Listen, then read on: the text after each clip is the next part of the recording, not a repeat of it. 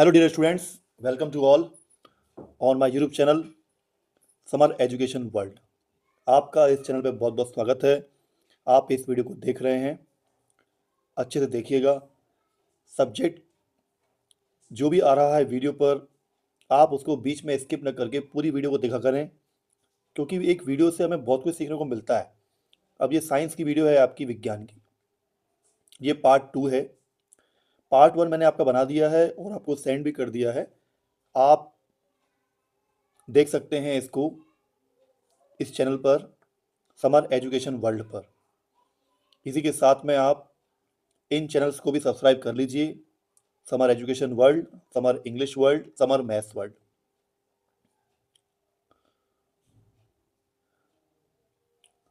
First वाली video में भी हमने ब्लूप्रिंट को देख लिया था, थोड़ा बहुत इसमें भी देख लेते हैं ब्लूप्रिंट को। कितने अध्याय आ रहे हैं आपके इसमें? 5 है ना। फर्स्ट टर्म के आपके एग्जाम में, जो आपका त्रैमासिक परीक्षा है आपकी तिमाही, इसमें आपके 5 आ रहे हैं ये चैप्टर्स 5। इसमें से पहले वाली वीडियो अगर आपने नहीं देखी है बेटा तो उसको देख लीजिए।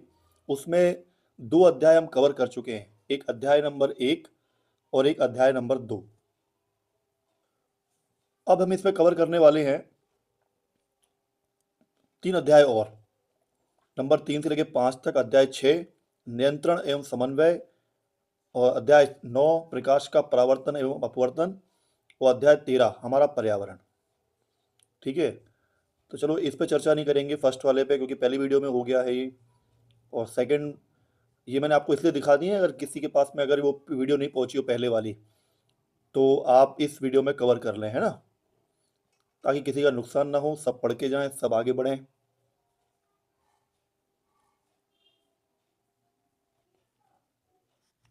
चलिए स्टूडेंट्स, इन क्वेश्चंस को भी देख लीजिए। इनको आपने देख लिया होगा फर्स्ट वीडियो में, इन क्वेश्चंस को भी देख लिया होगा। चलिए, आज इसमें 2 चैप्टर कंप्लीट हो चुके थे हमारे। ये भी चैप्टर हमारा कंप्लीट हो गया था पहले वाली वीडियो में।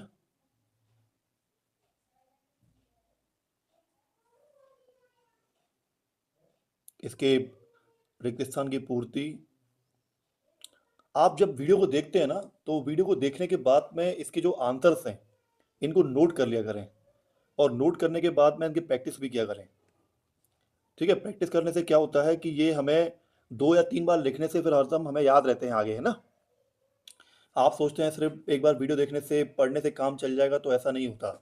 आप इनको नोट भी कर लीजिए। नोट करने से क्या होता है कि हम अपनी कॉपी से जब चाहे तब पढ़ भी सकते हैं, और बिना देखकर लिखने की आदत डाला करो आप लोग, है ना। देखिए, ये भी आपने कर लिए होंगे, फर्स्ट वीडियो में देख लिया होगा, और क्वेश्चन तो सबको याद ही होंगे।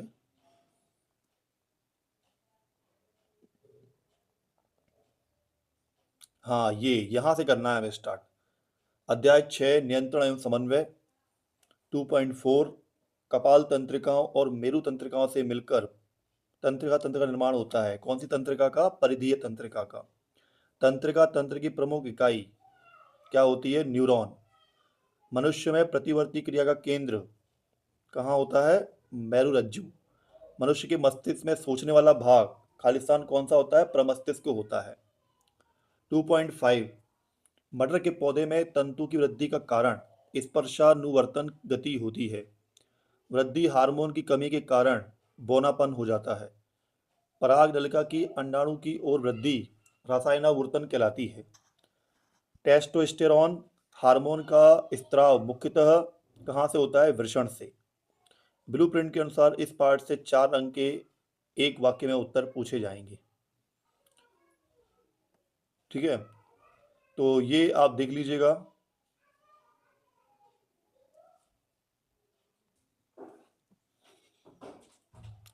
चलिए स्टूडेंट्स, इनके आंसर देख लीजिए, और इसको ध्यान से देखिए कि ब्लूप्रिंट के अनुसार इस पाठ से 4 अंक के एक वाक्य में उत्तर पूछे जाएंगे। इसका मतलब 5.1 में 3 एक वाक्य दिए हुए ना, इसमें से एक पक्के में आएगा। 5.2 में भी 3 है, तो इसमें पक्का आएगा एक। ठीक है, मनुष्य में मस्तिष्क को 5.1 को देखो पहले। मनुष्य में मस्तिष्क और मेरुरज्जु मिलकर कौन सा तंत्र बनाते हैं? केंद्रीय तंत्रिका तंत्र। दूसरा, सुनने, देखने और सूंघने के केंद्र मस्तिष्क के किस भाग में होता है? प्रमस्तिष्क। प्रतिवर्ती चाप में सूचनाओं को ग्रहण करने वाली तंत्रिका क्या कहलाती है? संवेदी तंत्रिका। 5.2 में देखें, मनुष्य में वमन तथा रक्तदाब का केंद्र मस्तिष्क के किस भाग में होता है? पश्च मस्तिष्क की मेडुला ऑब्लोंगेटा। उसके बाद अग्नाशय से किस हार्मोन का स्त्रावण होता है? इंसुलिन और ग्लूकोगॉन। तीसरा है, मनुष्य में आयोडीन की कमी से कौन सा रोग होता है? घेंगा। 5.3 में किस हार्मोन की कमी से मधुमेह रोग हो जाता है ना? इसको डायबिटीज भी बोलते हैं, इंसुलिन। मस्तिष्क का कौन सा भाग हमारे शरीर के संतुलन को नियंत्रित करता है? सेरिबेलम। आपने इस लेसन को अच्छे तरीके से पढ़ लिया होगा और अच्छे से आपके टीचर से समझा भी दिया होगा। तो आप क्लास में जब समझाया गया होगा तो उस टाइम को थोड़ा सा याद करें कि कैसे कैसे समझाया था आपको, और हो सके तो थोड़ा बहुत है ना बुक को भी देख लिया करें। मनुष्य में स्त्रावित होने वाले पुरुष हार्मोन का नाम लिखिए। टेस्टोस्टेरॉन। 5.4 में मास्टर ग्रंथि के नाम से किस अंतःस्त्रावी ग्रंथि को जाना जाता है? पीयूष ग्रंथि। नंबर 2, लार आना, उल्टी आना, रक्तचाप आदि अनैच्छिक क्रियाएं मस्तिष्क के किस भाग द्वारा नियंत्रित होती हैं? मेडुला ऑब्लोंगेटा द्वारा। और न्यूरॉन किसे कहते हैं? न्यूरॉन तंत्र की मूल संरचनात्मक और कार्यात्मक इकाई है। इसके बाद में ये क्वेश्चन बहुत इंपॉर्टेंट है। अब देखो यहाँ पे लिखा हुआ है कि ब्लूप्रिंट के अनुसार इस पार्ट से 2 अंक के 3 प्रश्न पूछे जाएंगे। तो अब आप ये समझो कि ऊपर 3 क्वेश्चन दिए हुए हैं ना, हार्मोन्स किसे कहते हैं, तंत्र किसे कहते हैं, मस्तिष्क को स्पष्ट कीजिए। तो इसमें से एक क्वेश्चन आपका बनेगा और एक क्वेश्चन अथवा में तीनों में से बन जाएगा। तो आप क्वेश्चन बैंक के पूरे पैटर्न को समझ जाइए, है ना, कि कहाँ कहाँ से कौन सा क्वेश्चन करना है। अब ये 4, 5, 6 में से एक क्वेश्चन आपका कल आने वाला है पेपर में, और एक ये नीचे 3 क्वेश्चन दिए हुए हैं, इसमें से एक नया क्वेश्चन आपका आने वाला है। और फिर ये 3 क्वेश्चन और दिए हुए हैं, पादप हार्मोन का पौधों के लिए क्या महत्व है। इन तीनों में से एक क्वेश्चन जरूर आना है कल, और नीचे के तीनों में से आना है, और इनसे ही अथवा बन के आ जाना है। अब ब्लूप्रिंट के अनुसार इस पार्ट से 3 अंक के एक प्रश्न पूछा जाएगा, इनको पढ़ लीजिए आप और याद भी कर लीजिए। मनुष्य के हृदय का नामांकित चित्र बनाइए, बहुत ही इंपॉर्टेंट है, एक बार इसको बनाना सीख जाइए ना, हृदय का चित्र। एक क्वेश्चन को देख लीजिए, इसके बाद में ऑब्जेक्टिव देखते हैं। चलो, ओटी एमसी कुछ क्वेश्चन। परावर्तन एवं अपवर्तन बहुत ही इंपॉर्टेंट चैप्टर होता है ये साइंस में, प्रकाश का परावर्तन एवं अपवर्तन। जिसने क्लास 10th में इस चैप्टर को पढ़ लिया ना, तो 11th और 12th में भी फिजिक्स अगर कोई लेगा, भौतिकी, तो भी उसमें इस चैप्टर को अच्छे तरीके से पढ़ना पड़ेगा, और काफ़ी सवाल इससे पूछे जाते हैं, डेरिवेशंस होती हैं। और जो बच्चे भी देखना इस चैप्टर आगे चल के ना मैथ साइंस लेंगे, तो मेरी बात को याद रखें कि उनको ये चैप्टर काफ़ी काम आएगा आगे। पहला इसमें है गोली दर्पण की फोकस दूरी, उसकी वक्रता त्रिज्या की कैसी होती है, आदि। जब कोई प्रकाश किरण सघन से विरल माध्यम प्रवेश करती है तो यह अविलंब से दूर हट जाती है। अवतल दर्पण में प्रतिबिंब वस्तु से छोटा परंतु उल्टा बनता है। वाहनों के पीछे दृश्य को देखने के लिए दर्पण का आवर्धन 1 से कम होता है। उत्तल लेंस सदैव छोटा, आभासी तथा सीधा प्रतिबिंब बनाता है। आगे चल के मैं इस पर एक वीडियो बनाऊंगा और अच्छे से आपको समझाऊंगा इस चैप्टर के बारे में, बहुत ही इंटरेस्टिंग चैप्टर है ये। मुख्य फोकस की दिशा में, नहीं, हाँ, प्रकाश का किसी सतह से टकराकर उसी माध्यम में लौटना क्या कहलाता है, परावर्तन। मुख्य फोकस की दिशा में आपतित किरण उत्तल लेंस से अपवर्तन के पश्चात मुख्य अक्ष के समानांतर हो जाती है। उत्तल दर्पण सदैव आभासी तथा सीधा प्रतिबिंब बनाता है। सघन माध्यम में प्रकाश की चाल वायरल माध्यम की तुलना में, ये वायरल नहीं है, विरल आएगा, विरल माध्यम की तुलना में कम होती है। सत्य सत्य देख लीजिए। अब देखो, सत्य सत्य जो है इस पार्ट से 2 अंक के सत्य सत्य पूछे जाएंगे। अब कितने टोटल कितने हैं? ये 6 ऊपर वाले हैं और 5 नीचे वाले हैं। बताओ, अगर आपने 11 कर लिए तो 2 नंबर पक्के आपके। चलो पढ़ते हैं इनको, है ना। गोली दर्पण के परावर्तक पृष्ठ के केंद्र को दर्पण का वक्रता केंद्र कहते हैं, असत्य। दूसरा, वाहनों के पश्च दृश्य उत्तल दर्पण के बने होते हैं, सत्य। तीसरा, वायु का अपवर्तनांक हीरे के अपवर्तनांक से अधिक होता है, असत्य, मतलब कम होता है। गोली दर्पण की फोकस दूरी वक्रता केंद्र की दुगनी होती है, असत्य। उत्तल दर्पण परावर्तन के नियमों का पालन नहीं करता है, असत्य, मतलब करता है। आभासी प्रतिबिंब वस्तु के सापेक्ष सदैव उल्टा बनता है, असत्य। 3.2 देखें, गोली दर्पण का परावर्तक पृष्ठ जिस गोले का भाग होता है उसकी त्रिज्या दर्पण का ध्रुव कहलाती है, असत्य। आपतन कोण का मान सदैव परावर्तन कोण के मान के अधिक होता है, असत्य। आपको पता है ना, बराबर होता है। अपवर्तनांक दो माध्यम और प्रकाश की चाल का अनुपात है, सत्य। किसी माध्यम में प्रकाश की चाल माध्यम के अपवर्तनांक के अनुक्रमानुपाती होती है, असत्य। अवतल दर्पण की क्षमता ऋणात्मक होती है, सत्य। अब सही जोड़ी भी देख लीजिए, 3 अंक की सही जोड़ी आपसे पूछी जाएगी, तो ये आप पूरे पॉइंट अच्छे तरीके से कर लीजिए। मैं आपको एक टिप्स दे रहा हूँ इसमें एग्जाम के लिए। क्या है कि कई सारे बच्चे ना पढ़ते रहते हैं और लिख कर नहीं देखते हैं। पता है आपको लिख कर देखने से क्या फायदा होता है कि साइंटिस्ट कहते हैं कि पढ़ी हुई चीज से लिखी हुई चीज 4 गुना ज्यादा दिमाग में हमारे याद रहती है। इसलिए आप लिख लिख कर भी प्रैक्टिस करा करें, है ना। एक बार क्या है, सही जोड़ी को अच्छे तरीके से लिख लें, फिर उसके है ना आंसर्स को मिला के देखा करें कि किसका कौन सा आंसर होगा। सही जोड़ी में डायऑप्टर लेंस की क्षमता, उत्तल लेंस बीच में मोटा तथा किनारों पर पतला होता है। अवतल लेंस की क्षमता कैसी होती है, ऋणात्मक। समतल दर्पण चेहरा देखने के लिए, जो घर में शीशे होते हैं ना कांच में, वो समतल दर्पण के होते हैं। एक सरल रेखीय पथ, इसका आएगा प्रकाश किरण। एक परावर्तक पृष्ठ गोलीय, गोलीय दर्पण। गोलीय दर्पण जो है इसका क्या आएगा, ध्रुव। और लेंस प्रकाशीय केंद्र, वक्रता केंद्र, समान आकार का प्रतिबिंब। स्नेल का नियम किसने दिया, स्नेल का नियम क्या बोलता है किसके बारे में, अपवर्तन।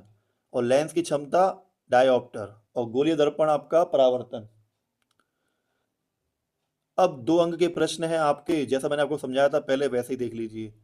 एक बात हरदम याद रखना कि अगर आपने फर्स्ट टर्म में ये पूरे क्वेश्चंस तैयार नहीं कर पाए हैं, ये तैयारी आपकी नहीं हो पाई है अच्छे तरीके से, लेकिन पेपर के बाद में एकदम से खाली मत बैठिएगा और इन क्वेश्चंस को याद करते रहिएगा। हर सब्जेक्ट के जो क्वेश्चन आपको मिले हैं ना, उनको आप याद करते रहना, क्योंकि आपके काफ़ी सारा कोर्स है ना फर्स्ट टर्म में कवर हो चुका है।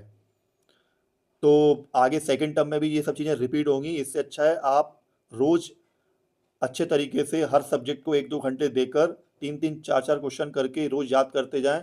और एक मेरी वीडियो बनी हुई है कि किस तरीके से अच्छे नंबर लाए जाएं और कैसे अपना टाइम टेबल बनाया जाए, तो उसको फॉलो करना एक बार। क्यों एक बच्चे के दूसरे बच्चे से नंबर कम हो जाते हैं, क्यों कोई किसी से पीछे रह जाता है, तो उस वीडियो को आप जरूर देखें, है ना। ठीक है, आपने ये देख लिया और 4 नंबर के क्वेश्चन भी आपके आएंगे इस तरीके से, अच्छे तरीके से देख लीजिए आप।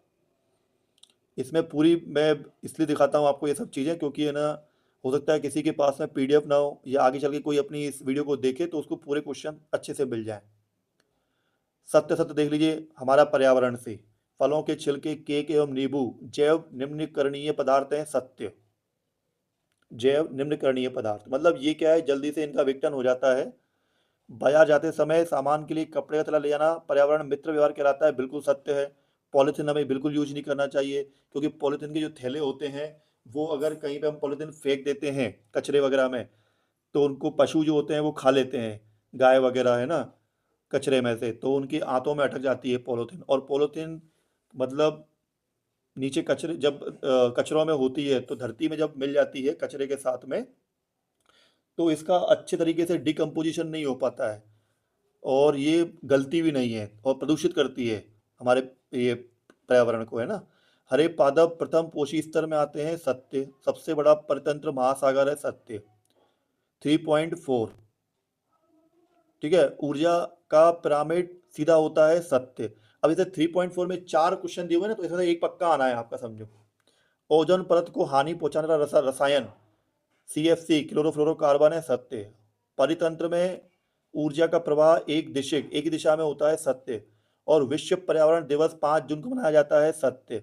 ये जो दिवस आते हैं ना आपके, इनको आप इस तरीके से याद किया करो। जैसे किसी का बर्थडे आता हो इस मंथ में, तो उस अपने फ्रेंड से उसका बर्थडे पूछ लो, फिर उससे आप ये हिसाब लगाओ कि इसके 5 दिन पहले या इसके 10 दिन पहले ये वाला दिवस आता है। तो ये ऐसा करने से क्या है, वो दिवस आपको हरदम याद रहते हैं फिर, है ना।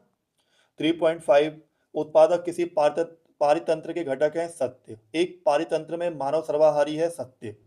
विभिन्न जैविक स्तरों पर भाग लेने वाले जीवों की एक ऐसी श्रृंखला जिसमें एक जीव दूसरे जीव को अपना आहार बनाता है, आहार श्रृंखला कहलाती है। जैसे शेर बनाता है आहार किसको, हिरन को, है ना।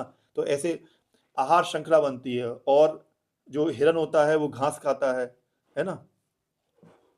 उपभोक्ता किसी पारितंत्र के जैविक घटक है, सत्य। 3.6, उपभोक्ता किसी पारतंत्र के अजैविक घटक है, असत्य। अभी देखा था हमने, सत्य होते हैं, जैविक घटक होते हैं। सूक्ष्म जीव किसी पारितंत्र के जैविक घटक हैं, सत्य। ऊर्जा का प्रभाव प्रत्येक स्तर पर मात्र 10% होता है, असत्य। सबसे बड़ा पारितंत्र घास का मैदान है, असत्य। सही जोड़ी देख लो, इसमें 3 अंक की सही जोड़ी पूछी जाएगी इसमें से। 80 डेसिबल की ध्वनि, है ना, मतलब ध्वनि प्रदूषण होता है इससे। सर्प, सर्प क्या होता है, मांसाहारी होता है ना, कीड़े मकोड़े खाता है ना। और SO2, ये अम्लीय वर्षा होती है, सल्फर डाइऑक्साइड बोलते हैं इसको, है ना। गाय, गाय क्या है, शाकाहारी पशु है ना, गाय मांस वगैरह नहीं खाती है। और चील सर्वोच्च मांसाहारी, इसको सिर्फ है ना मांस ही मांस चाहिए चील को। एरोसॉल, ये CFC। प्रदूषक, प्रदूषक जो है प्रदूषण, है ना। और कुत्ता सर्वाहारी, ये जानवर ऐसा है, सब कुछ खाता है, मांस भी खाता है और मतलब साग सब्जी सब कुछ खा लेता है ना। तो ये सर्वाहारी में आ जाता है। सूक्ष्म जीव, ये क्या है अपना सूक्ष्म जीव अपना है सर्वोच्च मांसाहारी। अच्छा, कुत्ता सर्वाहारी था, प्रदूषक प्रदूषण, ठीक है। सूक्ष्म जीव जो होते हैं सर्वोच्च मांसाहारी, छोटे छोटे जो बैक्टीरिया होते हैं ना, वो सिर्फ मांस ही मांस खाते हैं, है ना, सूक्ष्म जीव। अब ब्लू प्रिंट के अनुसार 2 अंक के एक वाक्य में उत्तर पूछे जाएंगे। तो स्टूडेंट्स, इनके आंसर्स भी देख लेते हैं। देखिए इधर, एक वाक्य वाले ये आपके आने वाले हैं 2 नंबर के। संपूर्ण विश्व में मनुष्य के क्रियाकलापों से वातावरण का तापमान बढ़ने की घटना क्या कहलाती है, वैश्विक तापन, ये ग्लोबल वार्मिंग। खाद्य जाल किसे कहते हैं, खाद्य जाल यह दर्शाता है कि विभिन्न जीव एक दूसरे पर भोजन के लिए कैसे निर्भर करते हैं। पौधे अपना भोजन किस प्रक्रिया द्वारा बनाते हैं, प्रकाश संश्लेषण। जो पदार्थ अपघटित होते हैं क्या कहलाते हैं, अपघटक। 5.6 में से एक आएगा आपका एक वाक्य में। जो पदार्थ सूक्ष्म जीवों द्वारा अपघटित नहीं होते हैं क्या कहलाते हैं, अजैव निम्नकरणीय। अपशिष्ट किन्हें कहते हैं, अपशिष्ट उन अनुपयोगी और अवांछित पदार्थ को कहते हैं, हाँ, अनुपयोगी और अवांछित पदार्थों को कहते हैं अपन, है ना, अपशिष्ट। तीसरा है, पोषण के आधार पर उपभोक्ताओं को कितने वर्गों में बांटा गया है, 3 भागों में, शाकाहारी, मांसाहारी और सर्वाहारी। ओजोन परत में छिद्र सबसे पहले कहाँ देखा गया था, अंटार्कटिका में, जो अपना महाद्वीप है अंटार्कटिका, ठीक है। अब बाकी के क्वेश्चन आप लोग कर लीजिएगा।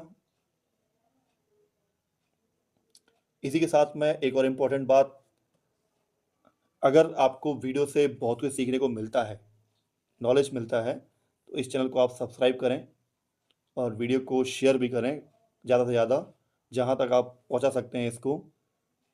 जो भी क्लास 10th के स्टूडेंट्स हैं जिनका कल एग्ज़ाम है, जो तैयारी कर रहे हैं,